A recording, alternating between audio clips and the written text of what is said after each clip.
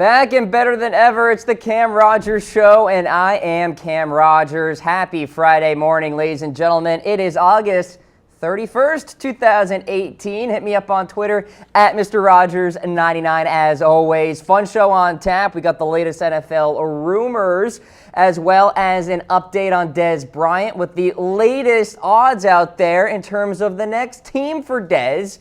3 NFL teams guaranteed to miss the playoffs based on our BetDSI odds. And then, of course, the latest on the Urban Meyer suspension and the Zach Smith meltdown that is happening before us on social media. So with that, let's get to the latest NFL rumors here on the program. And we'll start things off with Rob Gronkowski, who may be the best tight end to ever play the position. Not when you ask Mr. Jalen Ramsey, though. Ramsey said Gronkowski is not very good and overrated. Now, we know Ramsey likes to take the gloves off, and Gronk is the latest target. So, in a recent ESPN interview, Ramsey said the following, quote, "Anytime Gronk has been matched up with a corner, he's had a very bad game. And that corner has a very good game." Now, Jalen, if that were the case, wouldn't every team put a cornerback on Rob Gronkowski? Wouldn't that be the logic there? I'm no defensive coordinator, but if a corner can beat Rob Gronkowski, I'm pretty sure a corner would be on Gronk every single week.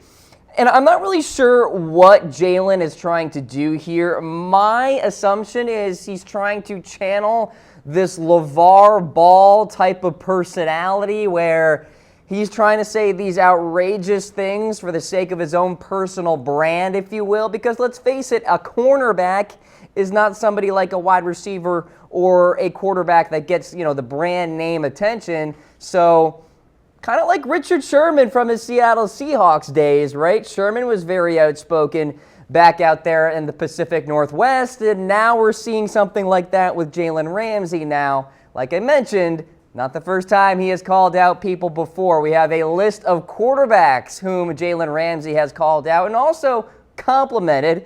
Josh Allen, quarterback for the Buffalo Bills, trash. Joe Flacco, my quarterback, sucks. Wrong, by the way. Jimmy Garoppolo, guess he's good. Carson Wentz will be an MVP, so that's some nice praise there. Doesn't think Andrew Luck is all that great either.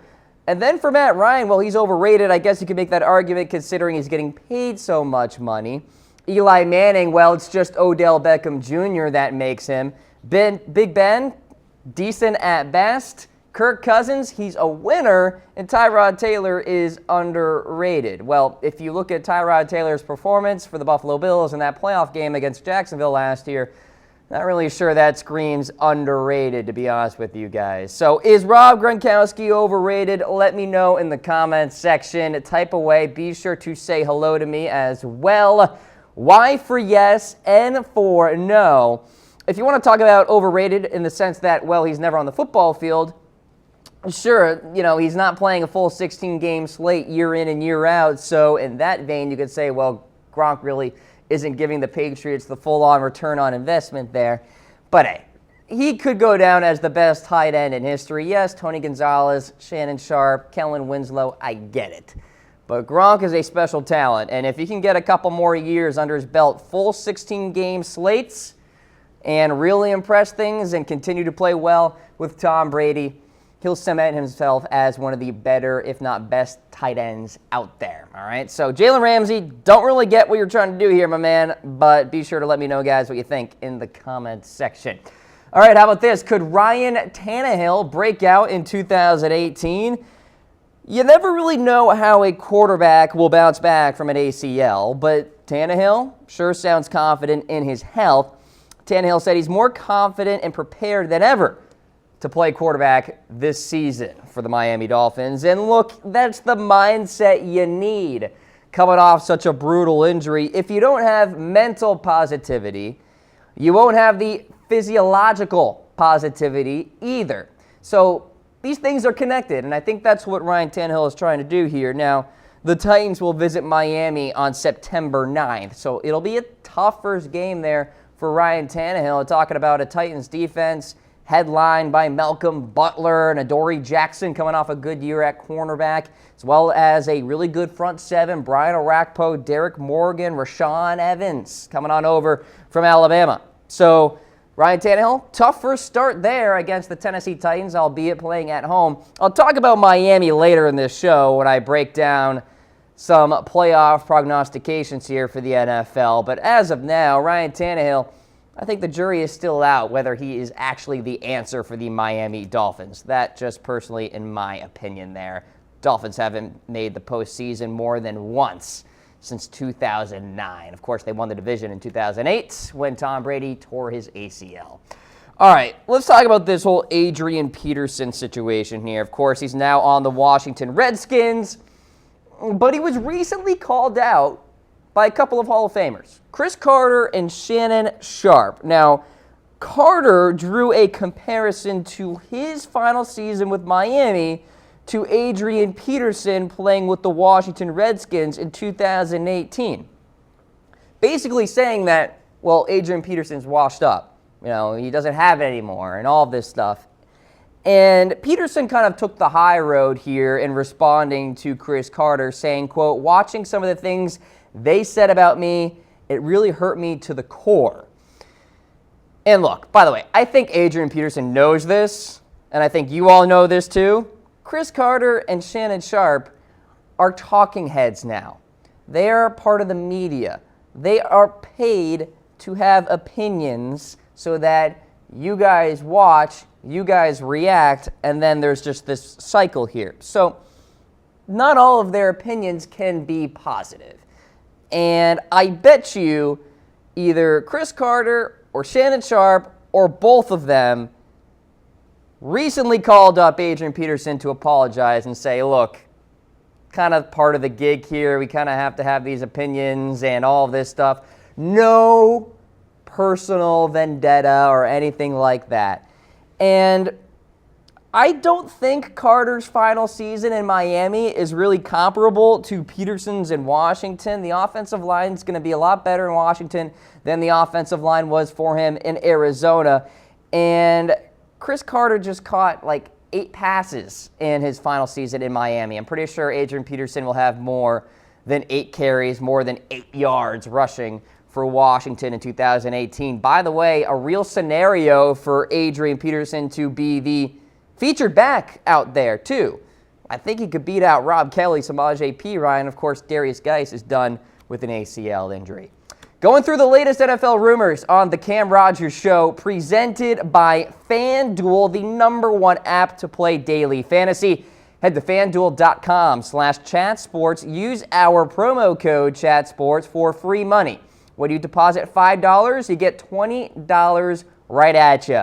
And I am challenging you guys for week 1 of the NFL season. There's no way you can beat me in fantasy football. I'm so confident. I am hosting my own game for week 1, completely free, up to 20 people. Anyone who signs up and deposits at least $5 today, DM me on Twitter, the Cam Rogers Show Facebook page, however you want to reach me. I'll make sure you're in the game. And if you win, free money, $50 right from yours truly. So can you take me down? Be sure to join the game today and sign up, FanDuel.com/chatsports. Let's continue along here with the latest NFL rumors on the program. What is the latest now on Mr. Khalil Mac? Well, this is becoming somewhat of a headache here, and I'm sure it's worse for Raiders fans than just general NFL fans out there.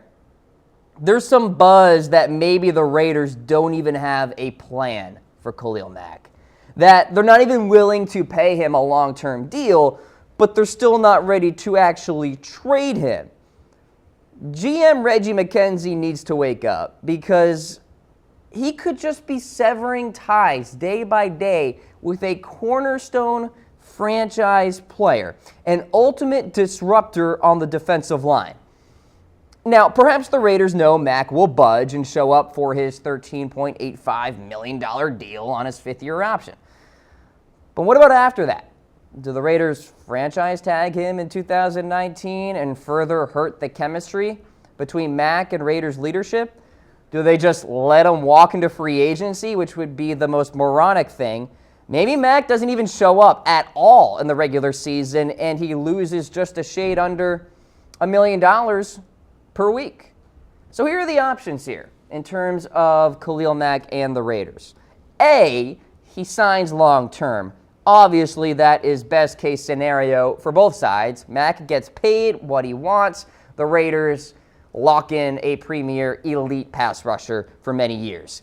He can play out the final year, so maybe that's what the Raiders hope Mack does. He budges, he joins the Raiders, plays on that $13 million remaining contract, and then the Raiders can decide if they can sign him to a long-term deal. Maybe they franchise tag him in 2019. Mack sits out the entire year. Here's the problem with that. Mack has to be available for 8 games for him to actually accrue a full season under his contract. So if he sits out the entire season, you're back to square one between the Raiders and Mack.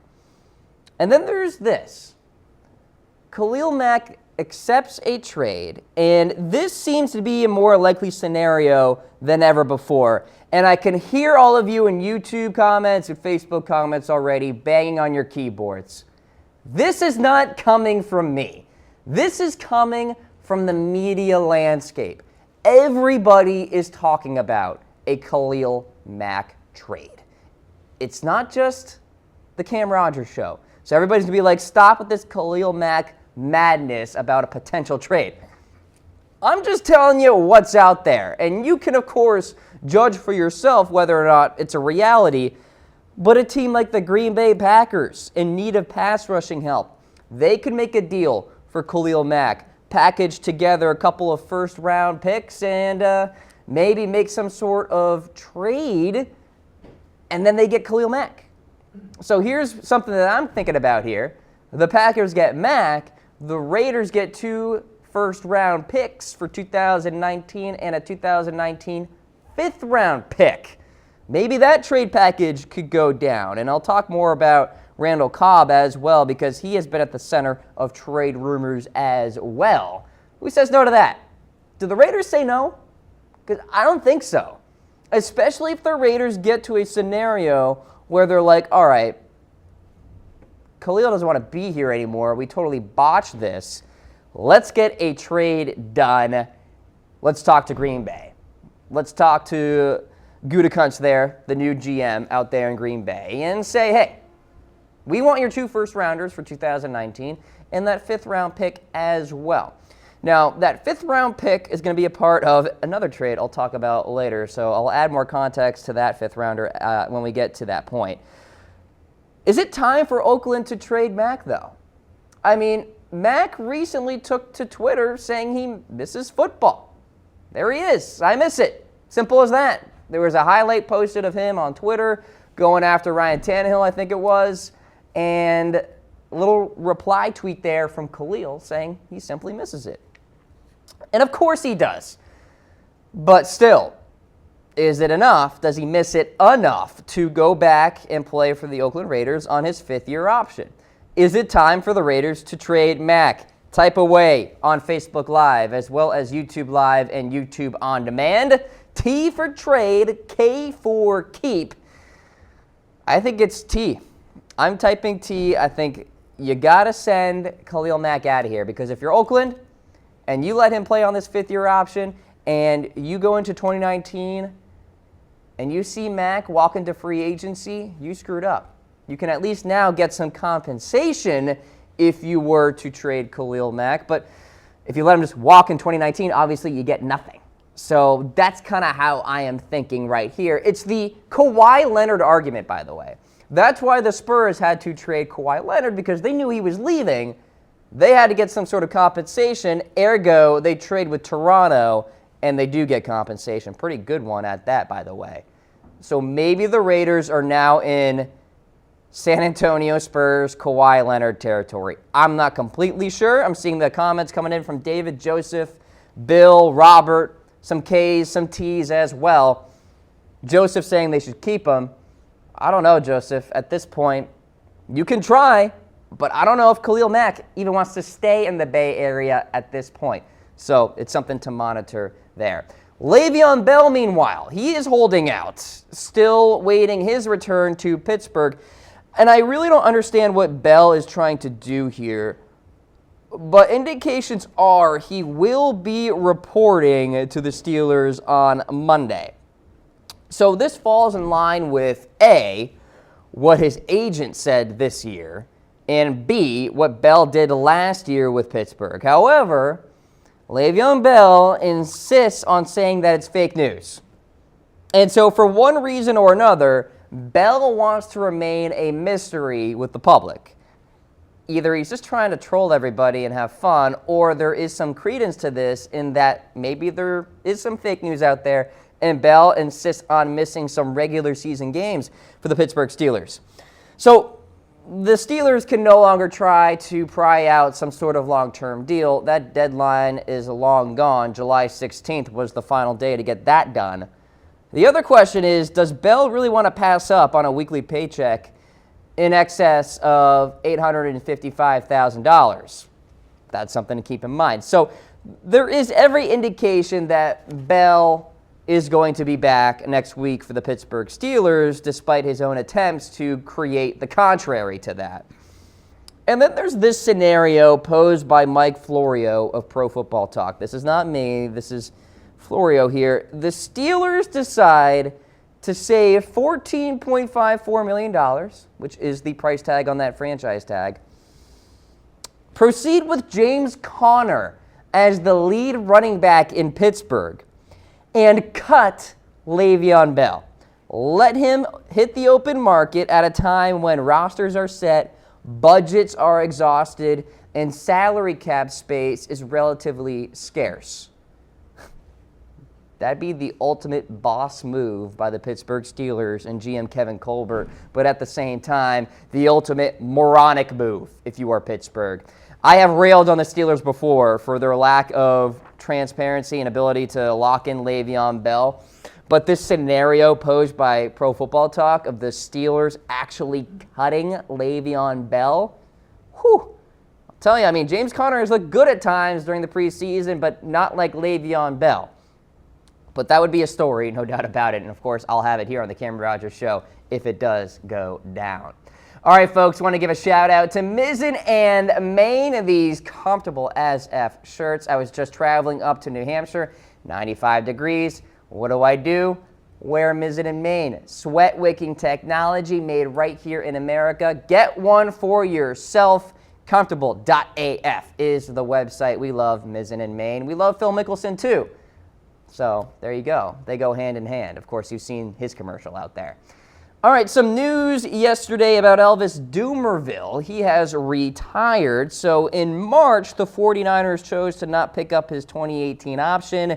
That would have paid him $2.75 million. So he became a free agent and couldn't really find any traction in the open market. Good career, two-time first-team All-Pro. Finished with 105.5 career sacks, which had put him fourth among active players, by the way. Had some good years with the Denver Broncos, especially taking down Tom Brady in that one hit, I remember, in the playoffs. And, of course, a good season with the Baltimore Ravens in 2014 when the Ravens made that postseason push and actually took on the New England Patriots during the divisional round. Of course, the Ravens should have won that game, but I digress. Elvis Dumervil is now heading into a new phase of his career. He's up there in age, too, so makes a lot of sense. All right, how about this? Randall Cobb, is he getting traded? There has been some buzz before, and NFL insider Michael Lombardi recently ramped it up. So he said on a podcast that everybody in the league knows Randall Cobb is available. Went on to say, all you got to do is make the call. Now, the Packers parted ways with Jordy Nelson, of course. He's now a member of the Oakland Raiders, so perhaps it doesn't make sense, really, to do away with Randall Cobb at this point. I mean, it's August 31st, 2018. Why would you do that? But maybe the Green Bay Packers want to put together a juicier package for Khalil Mack. Talked about it earlier. The Packers are equipped with 2 first-round picks, but I don't think that's enough for Khalil. So maybe they need a little something extra, maybe a 5th-round pick, maybe from the New England Patriots. So how about this trade? New England gets Randall, Cobb, and the Green Bay Packers get a 5th-round selection in 2019. Could that be the pick that puts Green Bay over the edge, where the Raiders and GM Reggie McKenzie are like, yeah, we'll do this? And why would New England do this? Well, who do they have at wide receiver, especially in those first 4 games? Philip Dorsett. The list goes on. That's not very enticing. Chris Hogan. Matthew Slater is literally on the wide receiver depth chart, but he's a special teams guy. Cordero Patterson. So I'm getting off the Dez Bryant train for just a split second here, because maybe the Patriots decide to do a trade with Green Bay, and they get Randall Cobb, and at the same time, Green Bay gets a pick to help juice up a Khalil Mac trade scenario here. So there you go. New England does this. They get their wide receiver, their veteran player. Green Bay gets that pick. Then Green Bay turns around, hits up Reggie McKenzie of the Oakland Raiders and says, how about this? 2 first-round picks in 2019 and a 5th rounder that year as well. Green Bay gets Khalil Mac. What do we think? Who says no to that? Will Oakland finally say yes? Maybe nobody says no. And this deal could be a real scenario. Now, I'm telling you that some dominoes have to fall here. A, the Patriots have to be interested in Randall Cobb. B, the Packers will want to be interested in trading Cobb, and there's some buzz out there that he's available.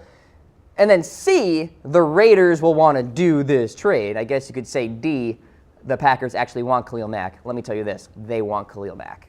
Who doesn't want Khalil Mack? And if you're the Packers, a team on the verge of really stating a case for Super Bowl 53, you do this deal.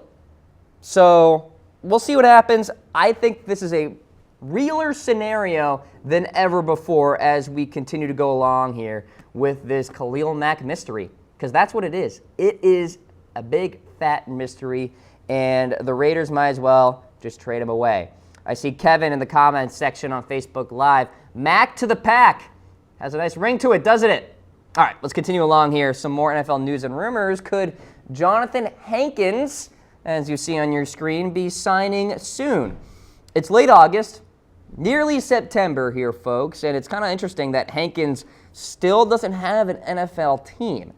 Now, he recently visited with the Los Angeles Chargers, a team that could certainly use a solid run plugger on the interior of their defensive line for Gus Bradley's defense. And Hankins said in a recent SiriusXM interview that he plans on signing with a team soon. He also recently visited with the Cleveland Browns as well, so maybe Cleveland is in the mix here.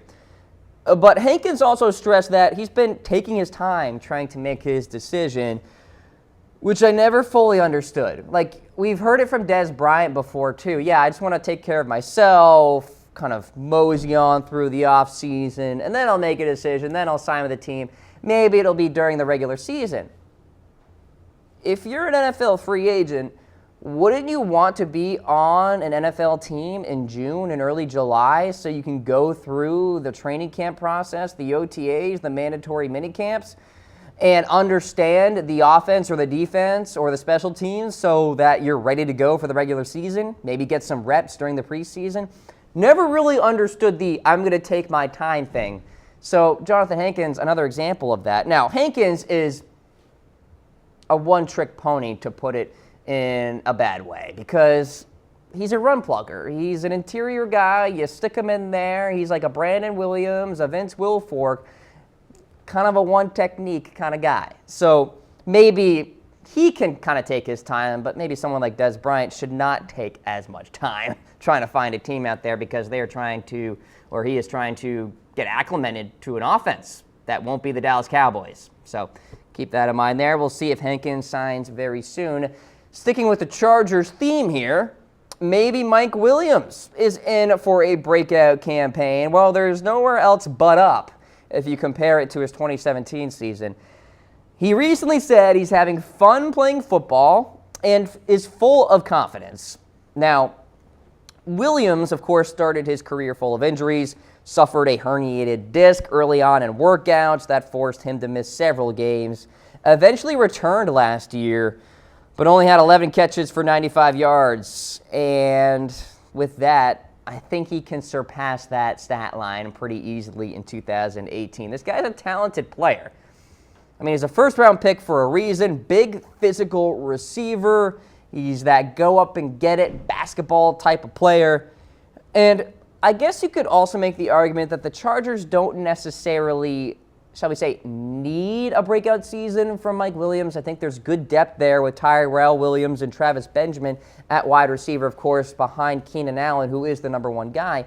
But obviously the Chargers want return on investment here, right, in terms of Williams being a top-line pick from the draft and hopefully panning out for them. Right now, Williams is in the Kevin White, Corey Coleman, Laquan Treadwell type of bust territory. Throw in Devontae Parker, Brashad Perriman if you want to as well. Williams is going to have to figure out how to get out of that territory, and maybe that can happen this season. Like I said, the physical talents are there, and he certainly is confident, so we'll see if it actually comes to fruition in 2018. Meanwhile, really bizarre story here coming out of Cleveland. I'm sure you guys have heard about it. The whole Mychal Kendricks situation. So Kendricks was charged with federal insider trading here on Wednesday, and Kendricks was then released by the Cleveland Browns. Now, Mychal himself released a statement saying he accepts full responsibility for his actions. And according to the prosecutors, Kendricks faces significant jail time, and he is cooperating with the investigation here. The incident occurred 4 years ago, and the Browns were aware that there was an investigation, so perhaps this wasn't too much of a shock to Cleveland. But we're talking about a good linebacker in Kendricks, played really well for Philadelphia in 2017. Very integral part of why the Eagles went on to make the playoffs and, of course, win Super Bowl 52. Tough situation here if you are the Cleveland Browns, who now have to figure out, a depth option there at linebacker, and then for Mychal Kendricks potentially facing jail time here. Not a good situation there. The Browns signed Kendricks back in June to a one-year deal. So Kendricks may be out of football for quite some time. All right, folks, FanDuel is sponsoring today's Cam Rogers show, and they've got a special offer just for our watchers out there. Head to FanDuel.com/chatsports. Use that promo code chatsports.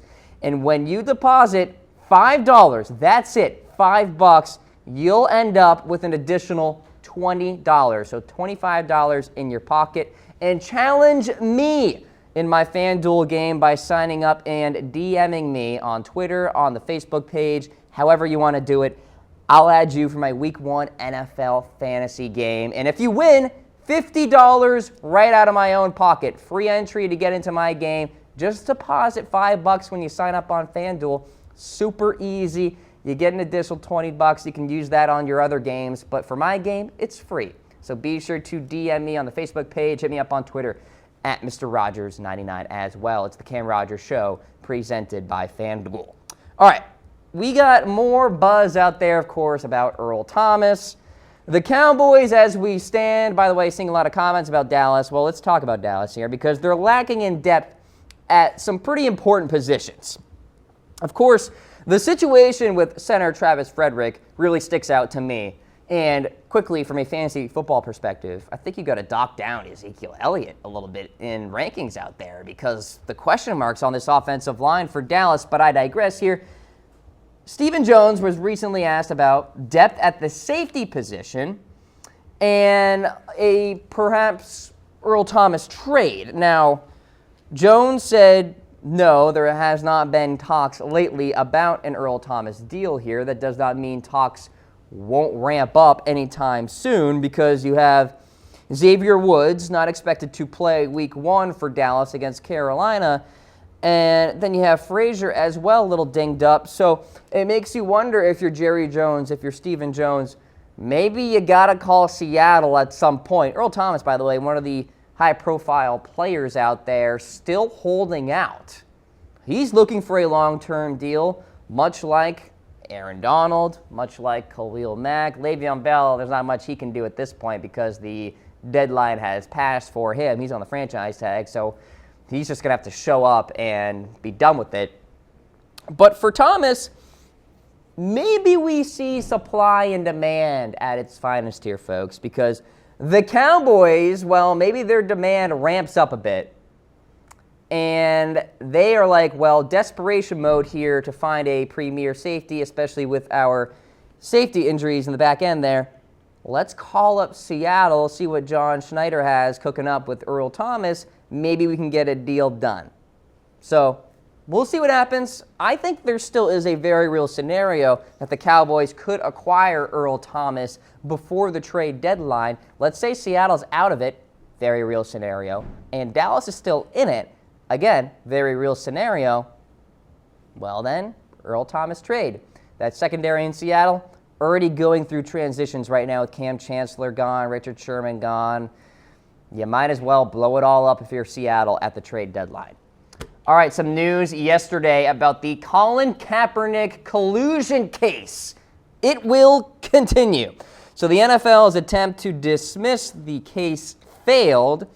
Arbitrator Stephen Burbank denied the NFL's request, and Pro Football Talk is reporting that further discovery is expected in this case, which basically means that Kaepernick can continue to do research and depose people in hopes of building a case against the NFL. So the case is going to go forward into a hearing where NFL executives will likely have to testify if they colluded with one another to keep Colin Kaepernick out of the National Football League.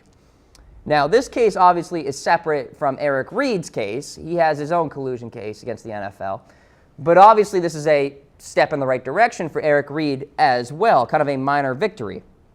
So Cap and Reid are both alleging that the NFL violated Article 17, Section 1 of the collective bargaining agreement between the NFL and NFLPA there, where the two are saying that the NFL and the NFL's owners came together and said, we need to keep Colin Kaepernick out of the NFL. Ergo, the collusion. And some high-profile names have already been deposed in this case. Robert Kraft, Bob McNair, of course, of the Houston Texans. He's made some bad statements before. John Elway, Roger Goodell, Jerry Jones, of course, recently coming out saying he expects all Dallas Cowboys players to stand during the national anthem. What is to come out of this case? I don't think Kaepernick even wants to play in the NFL anymore. And look, there's a real scenario where he may not play in the NFL again. But B, I think there's a chance that Kaepernick could win this case. Because Burbank, the arbitrator, is saying there's there in that there is some smoke here to this fire of the NFL owners colluding against Colin Kaepernick. And the NFL owners, by the way, going along with what the 45th president of the United States wants, where, of course, Trump does not want Colin Kaepernick playing in the NFL because Kaepernick led the kneeling movement, if you will, across the league. So much more to go here in this Colin Kaepernick collusion case. Could be pretty revolutionary. We shall see what the decision is.